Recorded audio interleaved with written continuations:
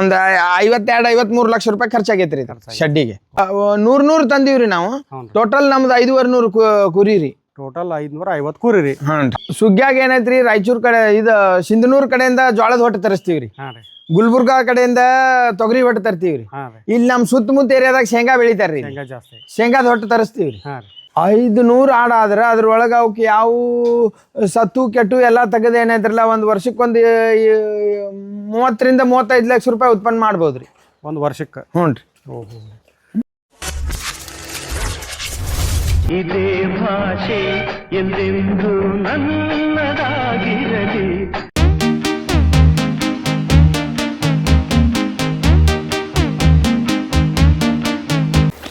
ನಮಸ್ಕಾರ ಎಲ್ಲರಿಗೂ, ಮತ್ತೊಂದು ವಿಡಿಯೋಗೆ ಸ್ವಾಗತ ರೀ. ಇವತ್ತು ನಾನು ಎಲ್ಲಿ ಬಂದೇನಪ್ಪ ಅಂದ್ರೆ ನಮ್ಮ ಮುಧೋಳ ತಾಲೂಕಿನಾಗ ಹಲಗಲಿ ಅಂತ ಊರಿಗೆ ಬಂದೇನಿ ರೀ. ಇಲ್ಲೊಬ್ಬರು ಪ್ರಗತಿಪರ ರೈತರಿದ್ದಾರೆ, ಅವರೊಂದು ಆಡು ಸಾಕಾಣಿಕೆಯನ್ನು ಮಾಡ್ಕೊಂಡಾರ. ಇದರೊಂದು ಮಾಹಿತಿಯನ್ನು ನಾವು ಇವತ್ತು ನೋಡೋಣ ಬರ್ರಿ.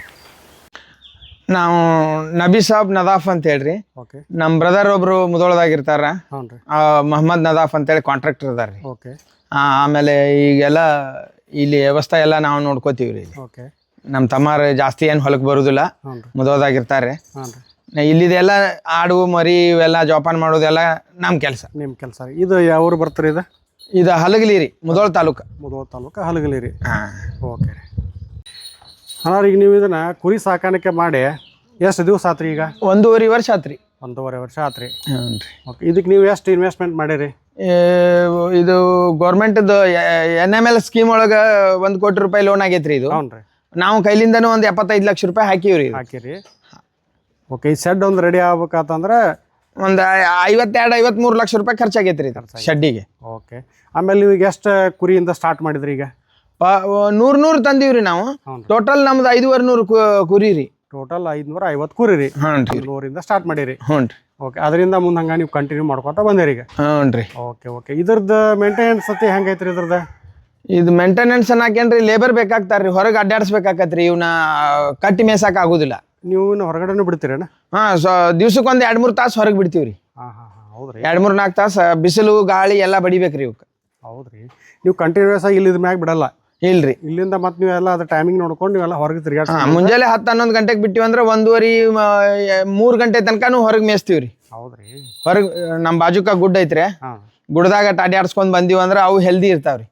ಅನ್ನಾರ ಇವಕ್ಕೆ ಫುಡ್ಡಿಂದ ಹೆಂಗೆ ಮಾಡ್ತೀರಿ? ಇವಕ್ಕೆ ಫುಡ್ ನಾವು ಕಟ್ಟಿ ಮೇಯ್ಸೋದಾತಂದ್ರೆ ಮಳಿ ಜಾಸ್ತಿ ಹತ್ತಿ ಅಂದ್ರೆ ಹೊರಗೆ ಬಿಡುದಿಲ್ರಿ. ಹ್ಞೂ ರೀ. ಇಲ್ಲೇ ಕಟ್ಟಿ ಮೇಯಿಸ್ತೀವಿ. ಒಂದ್ ದಿವ್ಸಕ್ಕೆ 3-4 ಟೈಮ್ ಫುಡ್ ಹಾಕ್ತಿವ್ರಿ. 3-4 ಟೈಮ್. ಹಾಂ. 2 ಟೈಮ್ ಒಣ ಮೇವು, 1 ಟೈಮ್ ತಪ್ಲ, 1 ಟೈಮ್ ಗೊಂಜಾಳ ಸೈಲೇಜ, ಆಮೇಲೆ ತೊಗರಿ ಹೊಟ್ಟು ಎಲ್ಲ. 2 ಟೈಮ್ ಒಣ ಮೇವು ಅಂದ್ರೆ ಇದ್ರೊಳಗೆ ಜೋಳದ ಹೊಟ್ಟು ತೊಗರಿ ಹೊಟ್ಟು 2 ಬಂತ್ರಿ. 2 ಮಾಡ್ತೀರಿ? ಹಾಂ ರೀ. ಒಂದು ವರ್ಷಕ್ಕೆ 2 ಸಲ ಇಳಿತಾವ್ರಿ. ಹ್ಞೂ ರೀ. ಕೆಲವೊಂದಷ್ಟು ಇದ್ರಾಗ 3 ಇಳಿತಾವು, ಕೆಲವೊಂದಷ್ಟು 1 ಇಳಿತಾವ್ರಿ. ಅದೆಲ್ಲ ಕೂಡಿ 3-1 ಕೂಡಿ ಪ್ರತಿ ಒಂದು ಅಡಿಗೆನು 2 ಬೀಳ್ತೈತ್ರಿ. 2 ಮರಿ ಎವರೇಜ್ ಬರ್ತೈತಿ. ಅದು 3 ಇಳಿದಿದ್ದು ಬತ್ತು, 1 ಇಳಿದಿದ್ದು ಬತ್ತು, ಎಲ್ಲ ಕೂಡಿ ಲೆಕ್ಕ ಮಾಡಿ ನೋಡಿದ್ರ ಒಂದು ಅಡಿಗೆ 2 ಮರಿ ಅಂತ ಲೆಕ್ಕ ಸಿಗ್ತೈತ್ರಿ. ಓಕೆ. ಓಕೆ.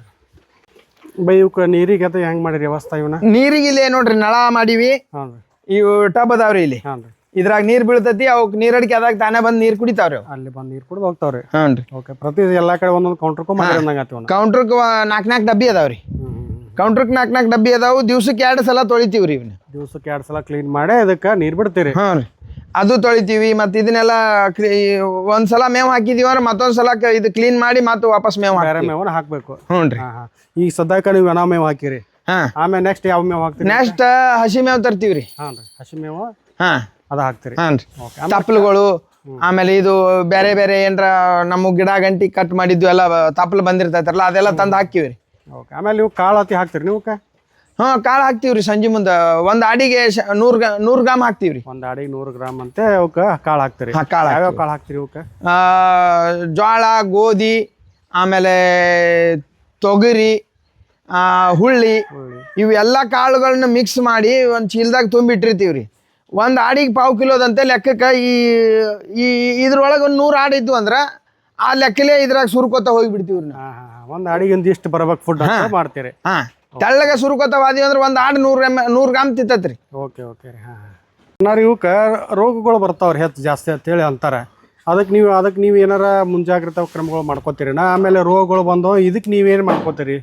ಸರ್ಕಾರದವ್ರು ಬಂದ್ ಏನೈತ್ರಿ, ಅವರು ಇಂಜೆಕ್ಷನ್ ಅದು ಮಾಡ್ತಾರ್ರಿ ಅವಕ್ಕ ET PPR ಇವೆಲ್ಲ ಮಾಡಿ ಹೋಗ್ತಾರ್ರಿ. ಹ್ಞೂ ರೀ. ಸರ್ಕಾರಿ ಗೌರ್ಮೆಂಟ್ ದವಾಖಾನೆ ಅವ್ರು ಬಂದ ಅವರು ಮಾಡ್ತಾರು. ಆಮೇಲೆ ಹೊಳ್ಳೆ ನಾವು ಏನೈತ್ರಲ್ಲ ಹೊರಗಿಂದ ಖಾಸಗಿ ಔಷಧಿಗಳನ್ನ ತಂದಿಟ್ಟಿರ್ತೀವಿ. ನಮಗ ಅದು ಯಾವ್ದಕ್ ಜ್ವರ ಬಂದೈತಿ ಯಾವ್ದಕ್ ಏನ್ ಬಂದೈತಿ ಅಂದ್ರ ಆ ಇಂಜೆಕ್ಷನ್ಗಳು ನಾವು ಮಾಡ್ಕೋತೀವಿ. ಮತ್ ಸೆಪ್ಟಿಕ್ ಆಗಿದ್ದ ಇಂಜೆಕ್ಷನ್ ಅವೆಲ್ಲ ನಾವು ಮಾಡ್ಕೋತೀವ್ರಿ. ಅಂದ ಒಂದೊಂದ್ಸಲ ಅಬಾಷನ್ ಆಗ್ತಾವ್ರಿ ಇವಕ್ಕ. ಅಬಾಷನ್ ಅದು ಅಂದ್ರ ಅದಕ್ಕೆ ಸೆಪ್ಟಿಕ್ ಇಂಜೆಕ್ಷನ್ ಮಾಡ್ತೀವಿ, TT ಇಂಜೆಕ್ಷನ್ ಮಾಡ್ತೀವಿ. ಆಮೇಲೆ ಪೆನ್ಸಿಲಿನು TT ಇವೆಲ್ಲ ಇಂಜೆಕ್ಷನ್ಗಳು ಕೊಡ್ತೀವ್ರಿ ಇವಕ್ಕೆ.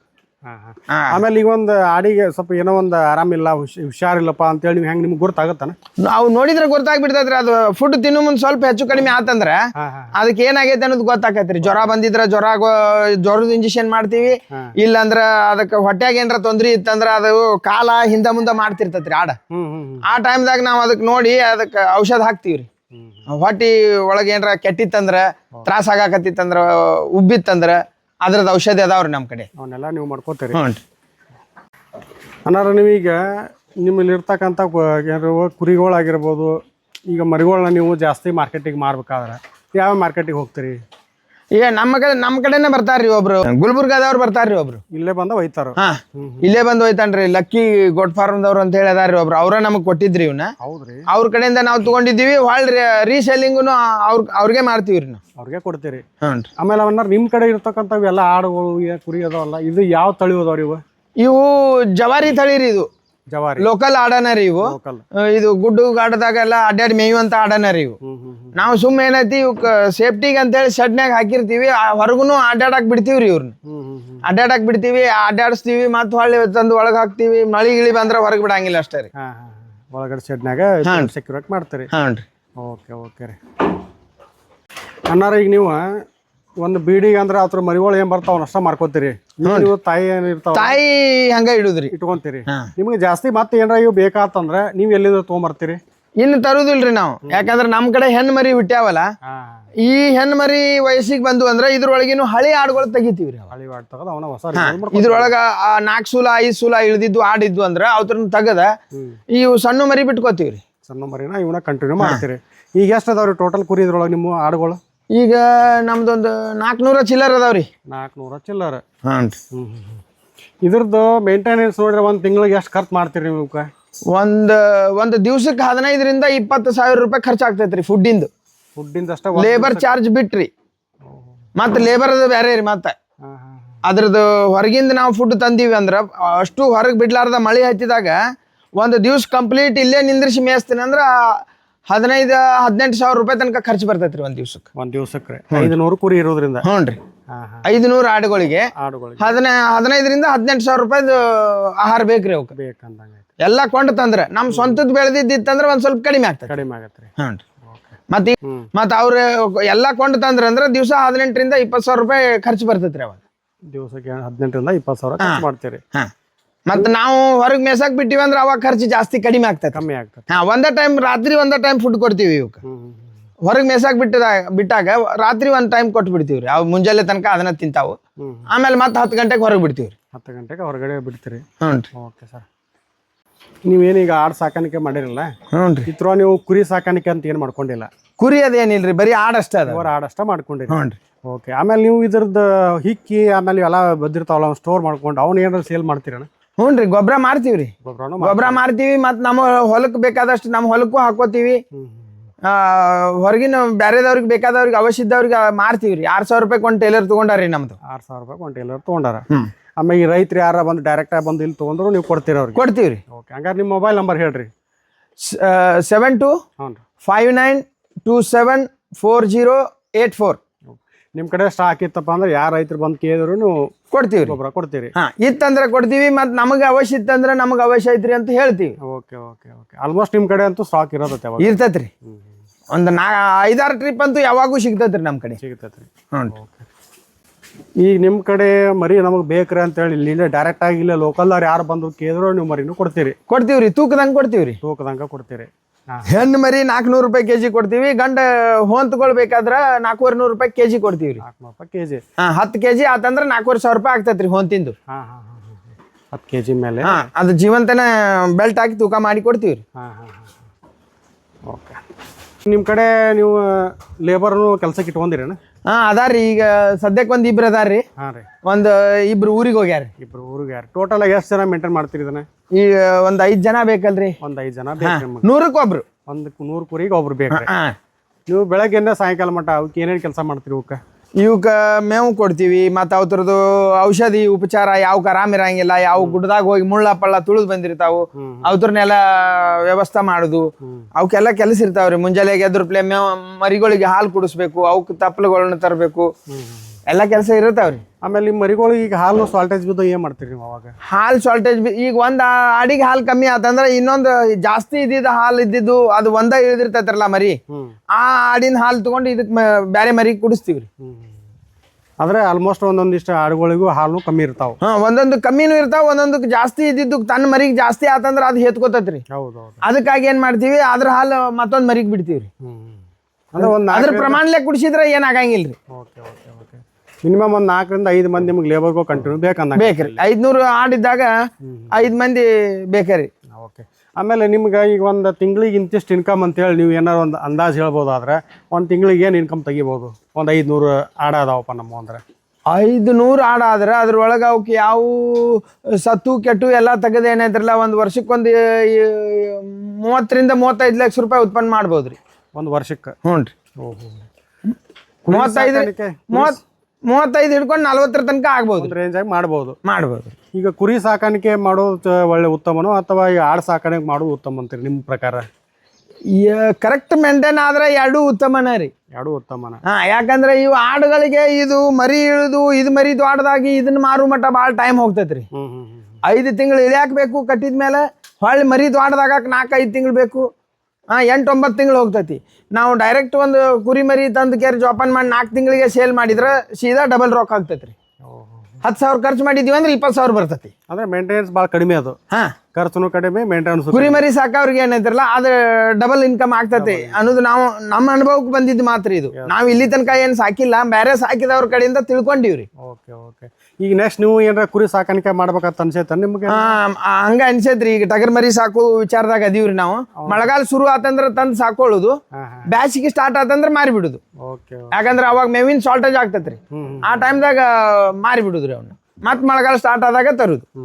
ಈಗ ನಿಮ್ಮ ಪ್ರಕಾರ ಈಗ ಆಡಾಗಿರ್ಬೋದು, ಕುರಿ ಆಗಿರ್ಬೋದು, ಅವ್ರದ್ದು ಮಾರ್ಕೆಟ್ ಯೋಗ್ಯ ದರ ಸಿಗಬೇಕಾದ್ರೆ ಯಾವ ಮಾರ್ಕೆಟ್ ನಿಮ್ಗೆ ಉತ್ತಮ ಅನ್ಸೈತ್ರಿ? ನಮ್ಗೆ ಈಗ ಸದ್ಯದಾಗ ಸಮೀಪದಾಗ ನಮ್ಮ ಮುದೋಳ ಐತ್ರಿ. ಮುದೋಳ ಬಿಟ್ರ ಇದು ನವಲು ಇದು ಯಾವ ರೀತಿ ಹುಣಗುಂದು, ಆಮೇಲೆ ಕೆರೂರು. ಇಲ್ಲಿ ಸುತ್ತಮುತ್ತ ಎಲ್ಲ ಮಾರ್ಕೆಟಿಂಗ್ ಅದಾವ್ರಿ. ಇದೈತಿ ಗೋಕಾಕ್ ತಾಲೂಕದಾಗ ಒಂದು ಊರ ಐತ್ರಿ ಮುಡಲ್ಗಿ. ಹಿಂಗೆಲ್ಲ ಸುತ್ತಮುತ್ತ ನಮ್ಮ ಸಮೀಪದಾಗ ಭಾಳ ಆಡಿನ ಸಂತೆ ಆಗುವಂತ ಏರಿಯಾ ಅದಾವ್ರಿ. ಈಗ ನಿಮ್ಮ ಅಂದಾಜಕ್ಕೆ ಒಂದು ದೊಡ್ಡ ಆಡ ಐತಪ್ಪ, ಅದೊಂದು ಏನು ಕಿಮ್ಮತ್ತು ಆಗ್ಬೋದು? ಅದು ನೋಡ್ರಿ, ವಯಸ್ಸಿನಾಗ ಸಣ್ಣದಿದ್ದು ಮತ್ತು ದಷ್ಟಪುಷ್ಟವಾಗಿದ್ದು ಅದು ಮರಿ 2-3 ಕೊಡುವಂತ ಆಡಿತ್ತಂದ್ರೆ ಅದೊಂದು 22,000 ಹಿಡ್ಕೊಂಡು 25,000 ತನಕ ಕಿಮ್ಮತ್ ಆಗ್ತಾವ್ರಿ. ಆಡು ನೋಡಕ್ ದಾಡಿಸಿ ಇರ್ಬೇಕು, ದೊಡ್ಡದಿತ್ತಂದ್ರೆ 25,000 ತನಕನೂ ಹಾಕಾವ್ರಿ ಕಿಮ್ಮತ್. ಮತ್ತು ಅದ್ರಾಗ ಆಡು ಇದ್ದಂಗೆ ರೇಟ್ ಹಾಕಾವ್ರಿ. ಓಕೆ. ಈಗ ಹೊಸದಾಗಿ ಯಾರ ಆಡು ಸಾಕಾಣಿಕೆ ನಾವು ಮಾಡ್ತೀವಪ್ಪ ಅನ್ನೋರಿಗೆ ನೀವೇನು ಹೇಳ್ತೀರಿ? ನಮಗೆ ಎಷ್ಟು ಅನುಭವ ಆಗೈತಿ ಅದ್ರ ಬಗ್ಗೆ ನಾವು ಹೇಳಿಕೊಡ್ತೀವಿ ರೀ. ನಾವೇನು ಮುಚ್ಚಿಡಂಗಿಲ್ಲ, ಏನಿಲ್ಲ. ನಮಗೆ ಎಷ್ಟು ಇದ್ರ ಬಗ್ಗೆ ಅನುಭವ ಸಿಕ್ಕೈತಿ, ಎಷ್ಟು ಎಕ್ಸ್ಪೀರಿಯನ್ಸ್ ಆಗೈತಿ ಅಷ್ಟು ತಕ್ಕಷ್ಟು ನಾವು ಹೇಳ್ಕೊಡ್ತೀವಿ. ಉಳಿದಿದ್ದವ್ರು ಮತ್ತೆ ಜಗತ್ತಿನಾಗ ಒಬ್ರಕ್ಕಿಂತ ಒಬ್ರು ಶಾಣ್ಯಾರು ಇರತ್ತಾರ, ಅವ್ರು ಮತ್ತೆ ಎಲ್ಲಾರ ಕಡೆನೂ ಕೇಳ್ಕೊಂಡು ತಿಳ್ಕೊತಾರೆ. Okay okay.